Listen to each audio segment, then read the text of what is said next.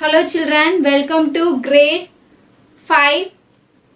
Again I am here with the same grammar chapter, modal auxiliaries. Today we are going to see the modals may, shall and then must. Children, let's see the modal auxiliary shall. Shall be used for intention. Okay, shall be used for intention, and then shall be used for offer, and then suggestion, possibility. Okay, let's look at these examples. Shall be used for intention. Look at this example. I shall submit my report soon. I shall submit my report soon. Offer. Okay, shall used for offer something. Shall I get you some juice? Shall I get you some juice? And then suggestion. Shall used for suggestion. Shall I try? Shall I try? Then possibility. We used shall for possibility also. Possibility example. We shall be able to complete this today. Okay, we shall able to complete this today. Do you know the negative for shall? Shall negative form? Shall not. Shall not short form? Shan't. S-H-A-N-T. Shan't. Okay. So shall not short form shan't. Children, let's see may.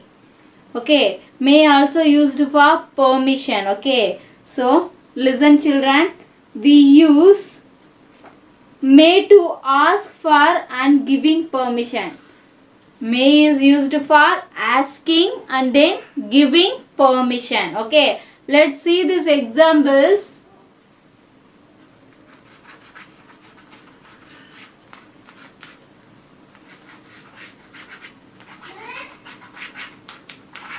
May I go out? May I go out? So let's see the next example. You may catch. You may catch a cold. You may catch a cold if you go out in the winter. Out in the winter. So, listen children, in the first sentence, may used for asking permission. May used for asking permission.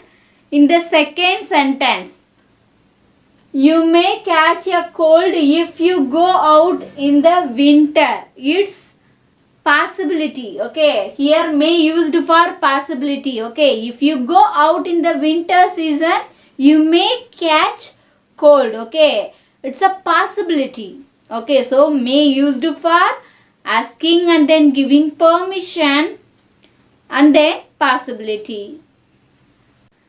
Children, do you know the may negative form? May negative form is may not. May not. Okay, so negative form of may not. Children, let's see the next auxiliary must. M-U-S-T. Must. Okay, next auxiliary must. Children, listen. We use must to show the importance of doing something. Okay, importance of doing something, we use must. Look at this example. You must. Children, listen. You must eat your meal. Eat your meals. You must eat your meals on time. On time. On time. So we use must to show the importance of doing something. Importance of doing something, we use must. Okay, look at the next example. We must go to bed. We must. M-U-S-T, must go to bed. We must go to bed by 9 p.m. By 9 p.m. Okay. Children, then the negative form of must not. Must not, short form mustn't. Mustn't. Must not, short form mustn't. Okay. Children, must and should have similar meaning. Must and should have similar meaning. But must is used to show the importance of doing something. Must is used to show the importance of doing something. And then should is used to give suggestion. Okay. So you must listen these two things. Okay.